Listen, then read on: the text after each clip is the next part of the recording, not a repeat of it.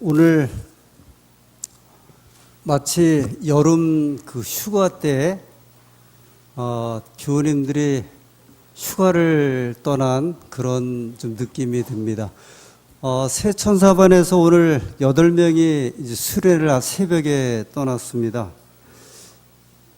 그리고 그 빈 자리 또 한 20여 분이 덩달아 오늘 빠지신 것 같아요.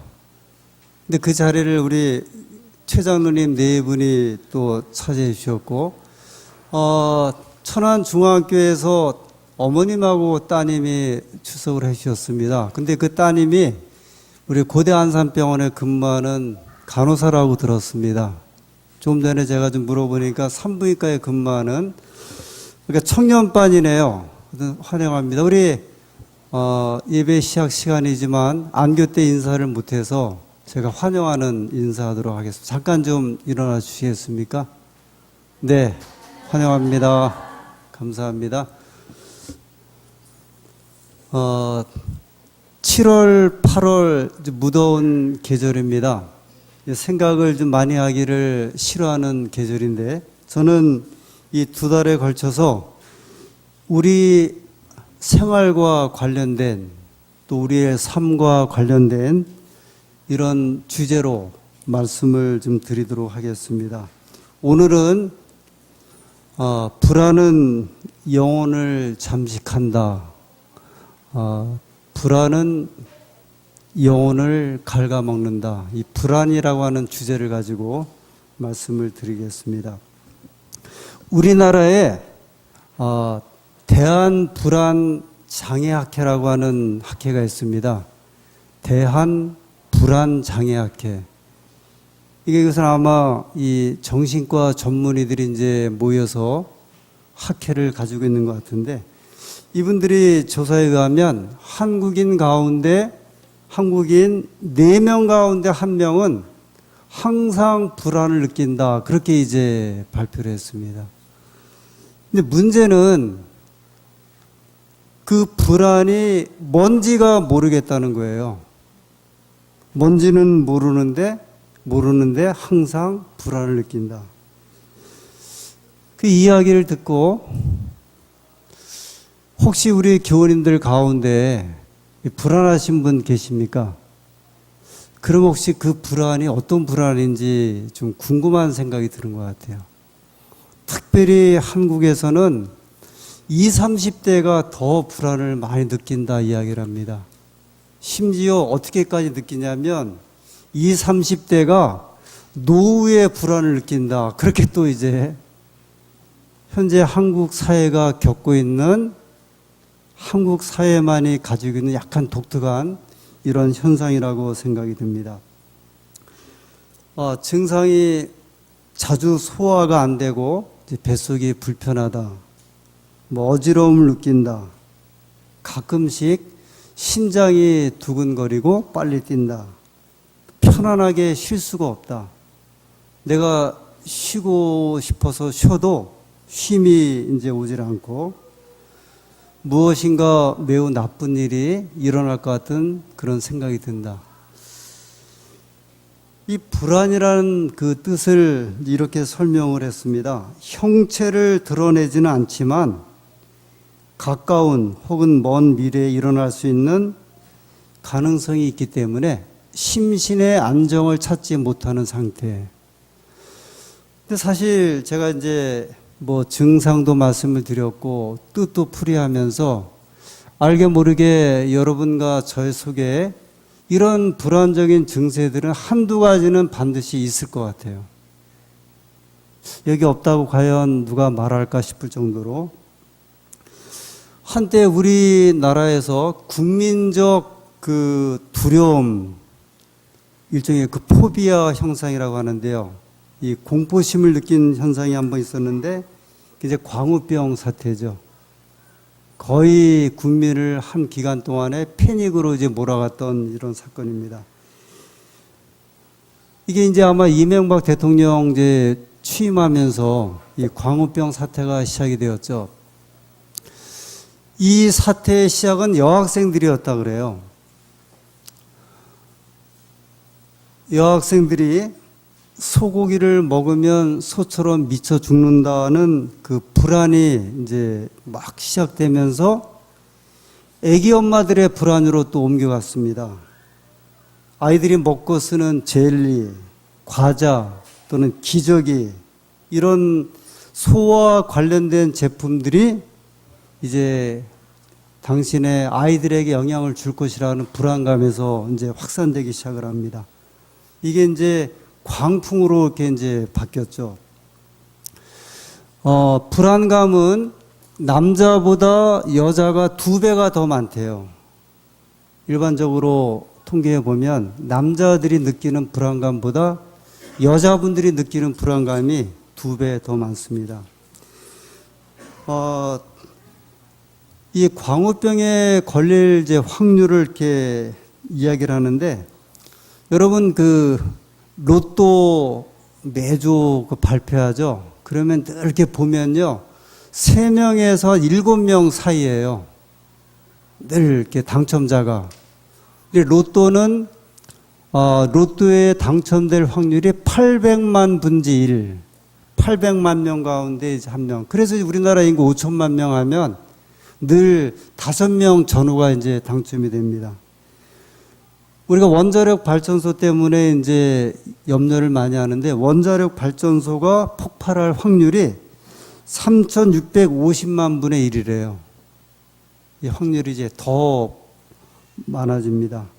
근데 광우병은 어떤 학자는 1억 명 가운데 1명, 어떤 학자는 10억 명 가운데 1명, 어떤 학자는 40억 명 가운데 1명, 그렇게 이야기를 합니다. 그런데 과학적으로는 이런데, 과학적 확률은 이런데, 사람을 제일 무섭게 하는 것은 심리적인 확률이 더 사람을 이제 불안감에 떨게 한다고 이야기를 합니다. 여러분, 스키를 타러 가거나 또는 등산을 하거나 아니면 운동을 할 때, 이것은 이제 자발적으로 하죠.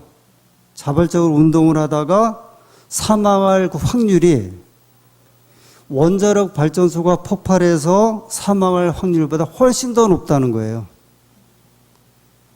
내가 운전해서 놀러 갔을 때 일어날 교통사고 확률을 보세요.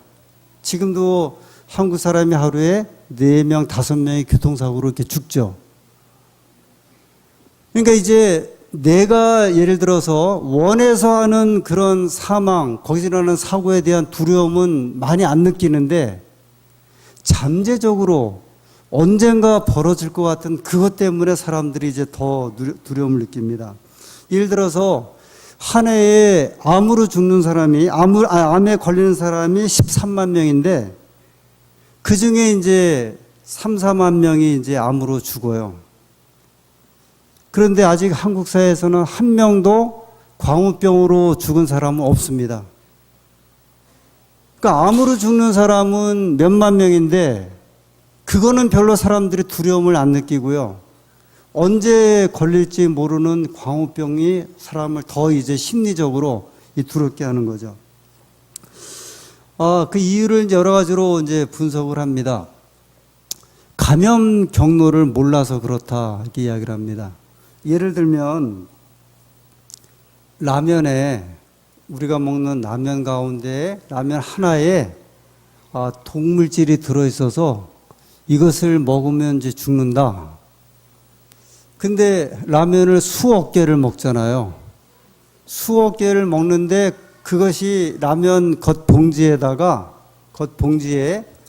독극물이 들어있으면 그렇게 딱 쓰여 있으면 좋은데, 그렇게 안 쓰여 있고 그냥 출시되는 라면 가운데 독극물이 들어있다, 그걸 먹으면 죽는다 그러면, 그거를 먹는 5천만 명이 매일 라면을 먹을 때마다 뭘 느껴야 돼요? 이 공포감을 느껴야 돼요. 결국은 이제 보이지 않는 그런 이 잠재적인 이제 두려움, 그것이 어디서 오는가, 그것이 몰라서 이제 그러는 거죠. 그런가 하면 담배 피는 분들이 담배값을 살 때마다 담배값에 뭐라고 쓰여 있습니까? 이 담배를 흡연하는 사람은 암에 걸립니다. 또는 폐암에 걸립니다. 심지어는 폐암 걸린 사람들의 사진을 갖다가 그 담배갑에 다 이렇게 그려놓고, 그런데도 사람들은 그걸 알면서도 어떻게 해요? 그 담배를 피우거든요. 왜냐하면 알고서 먹거나 피우는 것하고 모를 때 오는 공포가 훨씬 더 이제 심한 거예요. 지금 우리에게 있는 불안은 이런 불안들이라는 거예요. 지금 4명 가운데 1명이 불안을 느끼는데, 그 불안의 이유를 보면은 가정적인 거, 사업적인 거, 자녀들 문제, 그 다음에 건강. 얼마 전에 또 통계가 나왔는데, 우리나라 사람들의 한 3명 가운데 1명은 늘 건강에 이제 불안하다, 이렇게 불안을 느낀다고 이야기를 합니다.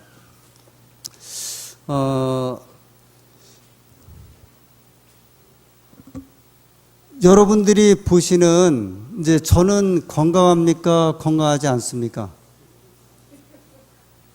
건강해 보이죠? 저는 아주 건강하진 않는데 건강하다고 생각을 하고 있거든요. 근데 저도 한 지난해 2주 동안에 이 건강에 대한 불안함 때문에 제가 고대 안산병원에 이렇게 그 검사를 받으러 다녔는데 아주 불안했어요. 제가 이제 손을 다쳤잖아요. 칼로 이렇게 손을 다쳐갖고 두손병원에서 이것을 이제 꼬매고 수술하는데 반드시 병원은 피 검사를 하거든요. 근데 피를 검사했더니 혈소판이 정상인보다 반 정도 수치밖에 안 된다는 거예요. 그럼 자꾸 의사가 말하기를, 이거 내과 가서 한번 꼭 다시 한번 검진을 받아보세요. 내과를 갔더니 다시 그분들이 혈액 검사를 했는데 좀 큰 병원에 가야겠습니다. 그 안산에서 큰 병원은 고대 안산병원이잖아요. 거기서 또 이렇게 검사를 하더니 다른 이제 초음파 검사 이렇게 받아야 합니다. 제가 이게 도대체 혈소판 감소가 뭔가를 궁금해서 인터넷에 검색을 했더니 이 쭉쭉쭉 나오는데 마지막이 뭐냐면 백혈병이에요. 이게 그렇게 이 사람이 갑자기 예전에 있던 교회 장로님이 백혈병 걸려서 고생했던 그거 한번 이야기, 이거 지금 검사를 단계인데 저는 어디까지 가고 있냐면, 백혈병이 이제 와서 아이들에게 무슨 말을 해야 되고, 이것까지 오는데, 이게 한국인이 느끼는 불안감이, 한국 그 의사들이 볼 때 서양 사람들이 한국 사람보다 훨씬 더 건강이 안 좋대요. 상당한 비만에다가 고혈압, 당뇨 해갖고 완전히 병 덩어리인데, 한국 사람은 훨씬 더 건강한데 심리적으로 느끼는 건강에 대한 불안함은 세계에서 아마 최고인 것 같아요. 그렇잖아요. 조금만 아픔 다 벌써 뭐라고 생각하세요? 이거 뭔가? 아닌가 그러잖아요. 이게 왜 그런가 했더니 한국에 너무 의료 병원의 시설이 좋은 거예요. 예전에 제가 손 다쳤으면 어렸을 때 같으면 담배 여기다 붙여갖고서 찔찔 이렇게 묶어갖고서 그럼 끝이었잖아요. 이것도 수술을 마취해갖고 수술을 다 받았다니까요. 다 열어보고, 심지어는 뭐로 하냐면요, 재활 치료를 하더라고요. 손 하나 가지고. 그 의사가 말하기를, 이 재활 치료하는 거는 옛날에는 그냥 묶어서 그냥 해갖고 이게 장애가 왔는데 지금은 장애를 방지하려고 다 하는 겁니다. 그러더라고요. 제가 전에 있던 교회 그 장로님이 치과의학 병원을 경영하셨는데 돈을 정말 많이 버셨어요. 한 달에, 1년에 11조로 5천만 원을 들였으니까 정말 부자예요. 부자라기보다 돈을 많이 벌었어요. 그 지역에서 유명한 치과병원이에요. 한 25년 됐는데 정말 유명한 병원이에요. 근데 한 번에 이 장로님이 간증을 하시는데 자기는 25년 동안 늘 불안하대요. 그래서 그 말 듣고서 깜짝 놀랐어요. 아니, 왜 불안할까 했는데 이 의사 가운데 치과가 또 그렇게 불안한 직업이라네요. 이 치아가 뇌하고 연결되어 있고 심장하고 연결되어 있어갖고 이거를 어떤 환자를 모르고 잘못 째거나 그러면 이게 쇼크가 와서 바로 그냥 졸도하거나 이런 현상들이 종종 있대요. 그래서 늘 그 장로님은 환자를 진료할 때마다 기도를 안 할 수가 없대요. 자기가 11조를 정직하게 드릴 수밖에 없는 이유가 여기에 있습니다 이야기할 정도로요. 늘 이렇게 불안하대요.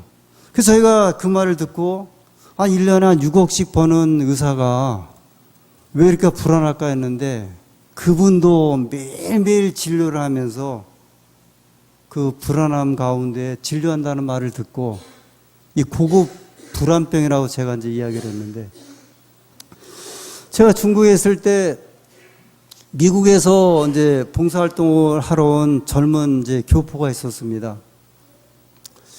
이분이 이제 한 2주일 동안 저 연변율에서 다 이렇게 다니면서 제가 있는 심양에 와서 목사님, 저는 중국 사람들의 삶이 너무 부럽습니다. 아니, 중국 생활이 굉장히 이제 아직도 낙후가 됐고, 시골 같은 경우는 말할 수 없고, 아니, 미국 살다 오신 분이 왜 중국 사람들이 부럽습니까? 그랬더니, 제가 미국 이민 간 지 이제 5년이 지나서 이제 조금 자리를 잡았어요. 근데 미국 생활하려면 걸어 놓는 게 너무 많대요. 화재보험 걸어야 되지, 건강보험, 자동차 보험, 고용보험, 산재보험. 자기가 조그만 청소하는 회사를 운영하는데 5개의 보험을 이렇게 들지 않으면 불안해서 일을 못 하겠대요. 근데 중국에 와서 봤더니 운전사들이 자동차 보험도 안 들고 운전을 마음껏 하지, 화재보험 대부분 안 들었지, 건강보험 안 들었지. 그래도 중국 사람들 보니까 그렇게 행복하게 살더래요. 이게 안전장치를 걸어놓고 사는 나라 사람들일수록 불안하구나 하는 생각을 한 거예요. 뉴욕에 갔더니 한 후배 목사가, 목사님, 우린 목회하면서 늘 불안해요. 그래요. 미국은요, 교회에서 의논해갖고 목회자를 부르고 보내고 하거든요. 그러니까 늘 불안하대요. 그래서 제가, 아니, 세상에 목사처럼 편안한 마음을 가지고 목회를 해야 되는데, 목사가 불안한 목회를 어떻게 합니까? 실제 그래서 그 교회 한국에서 어떤 목사가, 젊은 목사가 방문하면 그것도 불안하대요. 그래서 그 목사님 혹시 설교를 하면 더 불안하다는 거예요. 교인들의 마음이 이렇게 갈까 저렇게 갈까. 아마 이런 이야기 같아요. 불안은 노동하는 사람보다 공부하는 사람들에게 더 많은 것 같다. 불안은 가진 것이 없는 사람보다 가진 것이 많은 사람들이 더 많은 것 같다. 불안은 직위가 낮은 사람보다 직위가 높은 사람이 더 많은 것 같다. 그래서 이 알랭드 보통이나 에리 프롬 같은 사회학자나 저술가들은 현대인들이 가진 지독한 질병 가운데 하나가 불안증이다 그랬어요. 이거는 현대인들이 어쩔 수 없이 가지고 사는 거. 왜냐하면 먹고 살만하고 좋은 집을 가지고 있고 자동차를 운영을 하고 잘 살면서 이것을 잃어버릴까 가질 수밖에 없는 현대인들이 가지는 어쩔 수 없는 우리들의 이제 불안함이라 이야기를 했어요.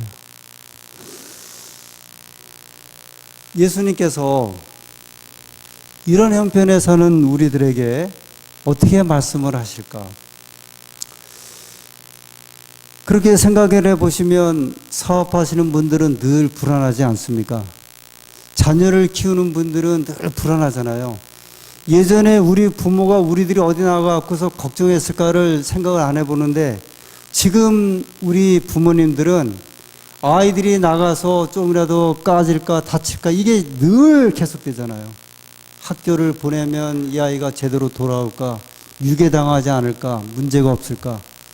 지하철을 타도 걱정이 되고 계단을 올라가도 여자들은 걱정을 하고, 모든 것이 다 불안한 사회 속에 하루도 마음 편안히 살 수 없는 우리들에게 예수님께서는 우리에게 어떻게 말씀을 하실까? 마가복음에 있는 말씀을 보겠습니다. 마가복음 4장 33 5절부터 있는 말씀입니다.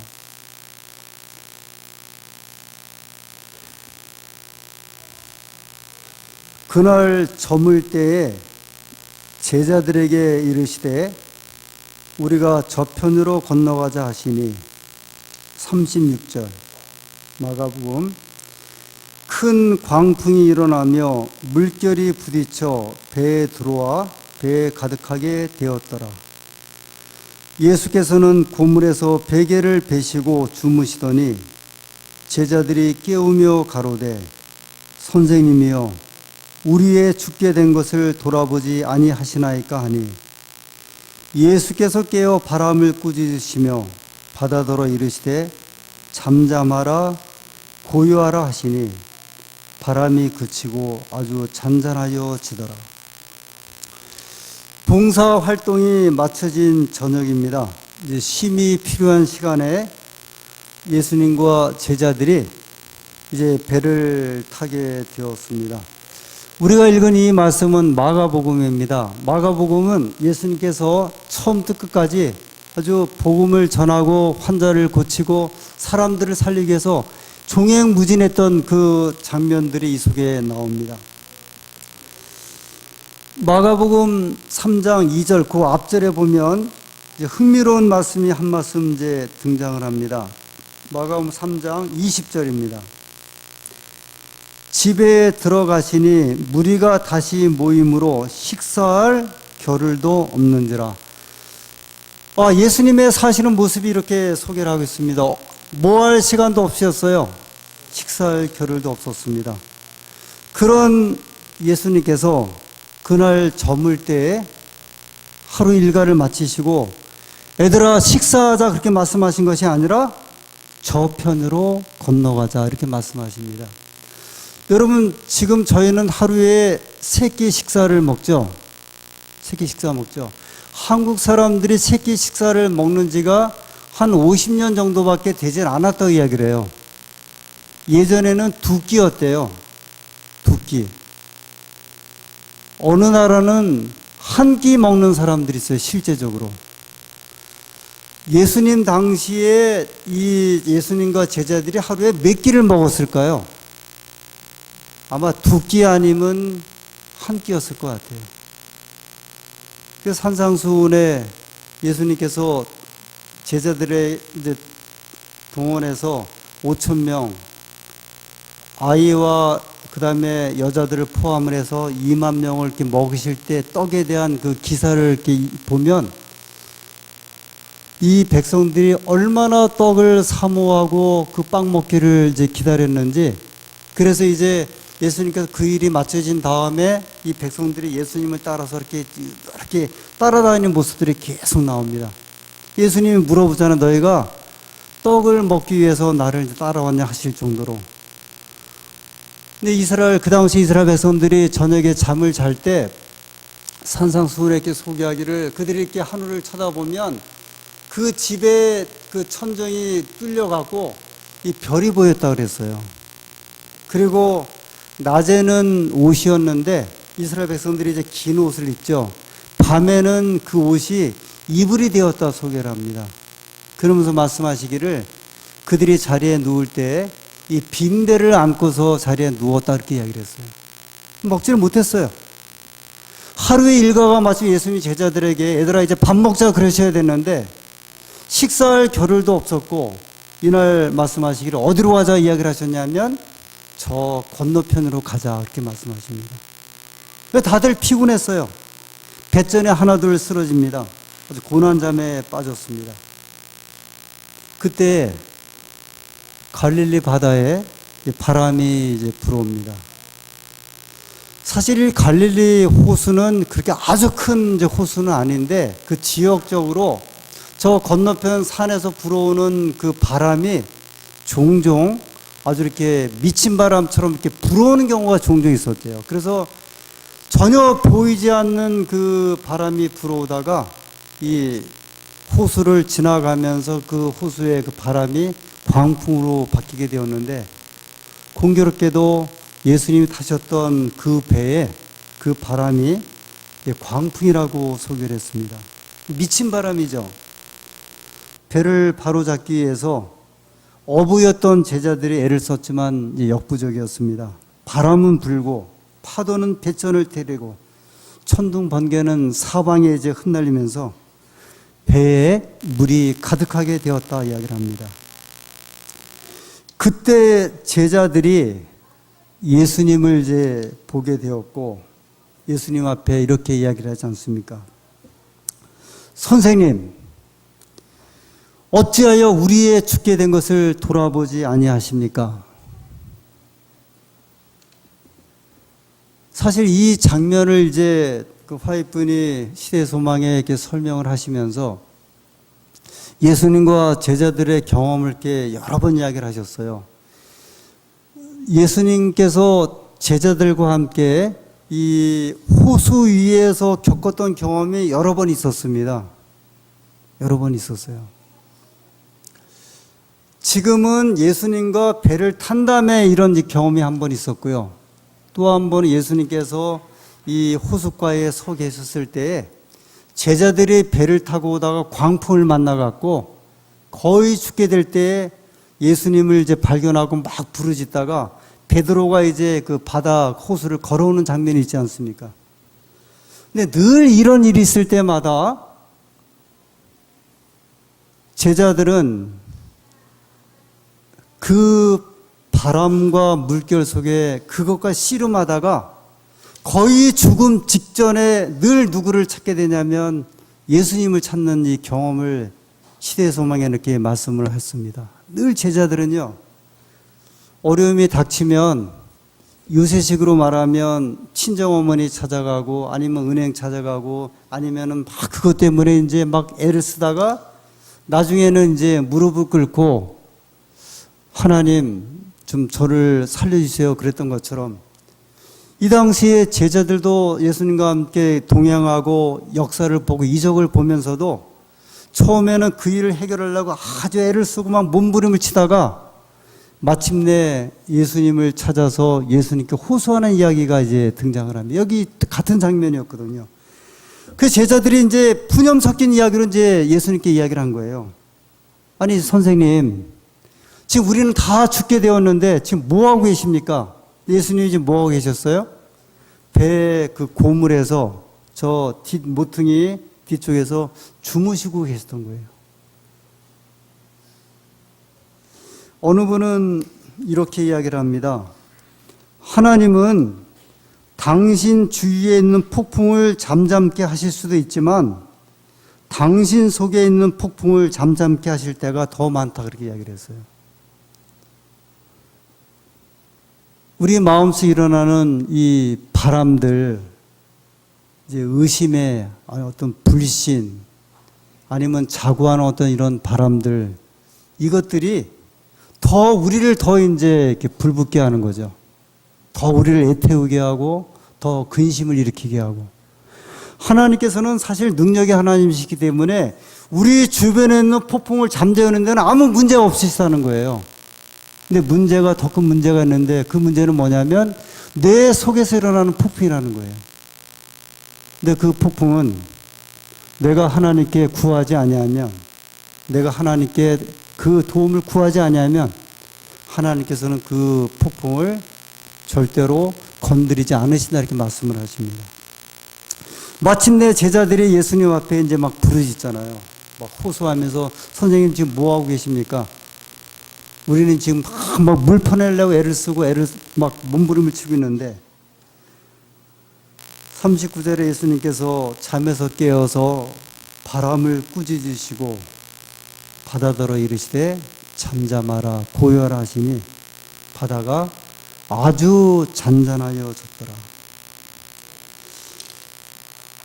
시대 소망 2권에 이렇게 말씀을 하십니다. 갈릴리 바다의 큰 물결을 향하여 잔잔하라고 말씀하신 예수님께서는 각 사람에게 평안하라고 말씀하신다. 태풍이 아무리 격렬할지라도 주여 구원하소서 하고 부르짖으면서 예수께 돌아오는 자들은 구원을 얻을 것이다. 우리가 늘 삶을 살면서 앞서 말씀드렸던 여러 사람들에 대한 이야기들, 그 불안함에 대한 이야기들, 뭐 그 사업을 시작했던 사람들에 대한 불안함, 직장을 다니는 사람들의 그 불안함, 늘 이제 존재하죠. 심지어는 남의 일을 맡아 하면서도 불안을 느낀다고 이야기를 합니다. 왜냐하면 제대로 돈이 들어올까, 그 사업하는 일들이 잘 벌어질까. 예수님께서 제자들을 향하여 말씀하셨던, 그래서 그 제자들에게 주셨던 이 평안함과 그 다음에 안정적인 이야기는 오늘 우리에게도 동일하게 우리에게 말씀하신다고 하나님의 종은 이야기를 하고 있습니다. 역시 동일하게 우리에게도 평안하라, 평안하라. 요한복음 14장 27절의 말씀입니다. 요한복음 14장 27절.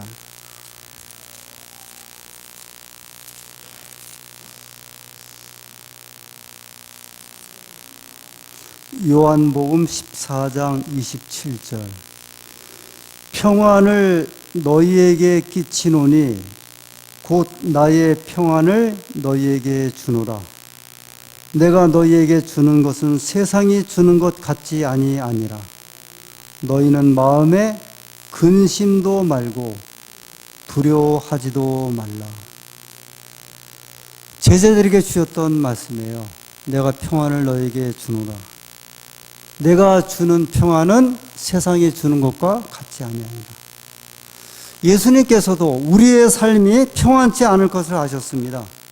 왜냐하면 그분의 삶도 평안치 않은 삶이었기 때문에 무엇보다도 우리들에 대한, 우리를 이해하심에 대한 것은 더 기쁘셨던 것 같아요. 제자들에게 말씀하시기를 내가 너희들에게 평안을 주노니 너희가 평안하라. 내가 너희에게 주는 것은 세상이 주는 것과 같지 아니하니라. 이렇게 말씀하셨습니다. 예수님께서 겟세마네 동산에서 십자가 전날 밤에 고민하고 슬퍼하사 내 마음이 심히 고민하여 죽게 되었다 말씀하지 않으셨습니까? 예수님께서도 고민이 심해서 죽을 정도였다고 말씀하셨어요. 그러나 하나님이 주시는 능력과 하나님이 주시는 은혜를 통해서 그 근심과 고민과 낙담을 이기셨습니다. 부활하신 다음에 제자들과의 첫 만남에서 예수님께서 이렇게 말씀하십니다. 너희에게 평강이 있을지어다. 손과 옆구리에 찔린 그 상처를 보여주시면서 너희에게 평강이 있을지어다. 그때 도마가 이제 없었어요. 그래서 예수님의 제자들이 도마에게 이렇게 얘기하지 않습니까? 도마야, 우리가 예수님을 이제 보았다. 예수님을 보았다. 근데 그때 도마가 말하기를 내가 예수님의 손과 옆구리에 찔린 상처를 보지 않고는 내가 예수님 믿지 않겠다 그랬거든요. 예수님께서 부활하신 다음에 8일이 지난 다음에 도마를 만나셨어요. 그래서 도마에게 하신 말씀이 너에게 평강이 있을지어다. 우리 주님의 사랑하는 제자들에 대한 관심은 평안함이었습니다. 예수님께서 오늘 우리에게 주시는 주님의 바라심은 동일하십니다. 평안하심입니다. 그래서 다니엘은 사자 굴속에 빠졌을 적에 비록 사자 굴속으로 집어던진 그 메대 바사의 왕은 밤새도록 잠을 이루지 못하고 근심을 하였지만 사자 굴속에 빠졌던 다니엘은 편안한 잠을 자고 그 다음날 아침에 왕을 만나지 않습니까? 그의 마음속에 있는 하나님이 주신 평안함. 베드로가 이제 감옥에 갇혔죠. 밖에 있는 간수들은 그를 도망하지 못하도록 간수를 했지만 그러나 베드로는 그 옥에서 가장 편안한 잠을 잤다고 말씀을 합니다. 시편 42편 5절에 있는 말씀을 읽으면서 이 시간을 마치고자 합니다. 시편 42편 5절입니다.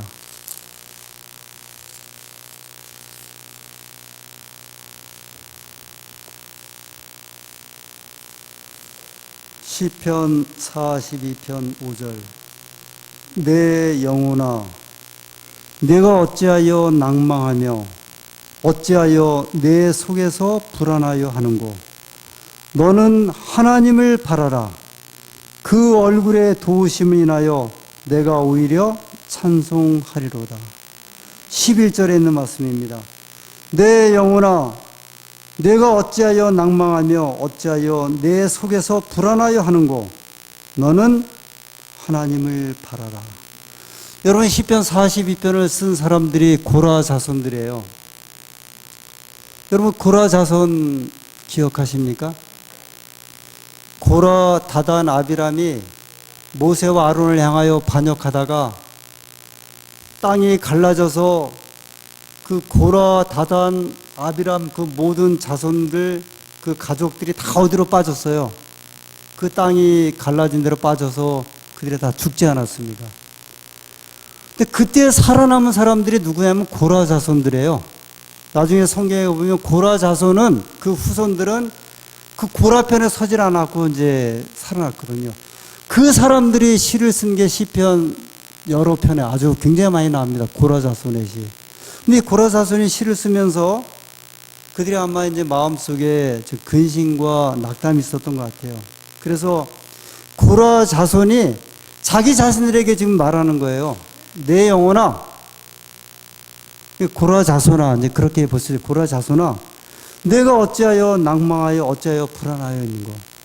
지금 말하기를 자기 스스로 이야기를 하고 있는 것 같아요. 내가 왜 이렇게 불안할까? 내가 왜 이렇게 불안할까? 내가 어찌하여 낭망하고 어찌하여 불안하여 하는고. 너는 누구를 보아라? 하나님을 보아라. 물론 우리 안산교회 교우님들이 한 분도 불안을 느끼지 않고 살아가시라 생각이 됩니다. 그러나 혹이라도 불안을 느끼신다는 분이 계시면 여기 고라 자손이 고백했던 것처럼 하나님을 바라시게 되기를 간절히 소원합니다. 혹시 사업에, 자녀들 또는 가정에 하시는 여러 일들에 불안함을 느끼신다고 하신다고 하면 저와 여러분은 하나님의 말씀을 통하여 하나님의 은혜 가운데 평안함 가운데 살아가시는 주의 백성들이 되기를 간절히 소원합니다. 우리 다 같이 일어나셔서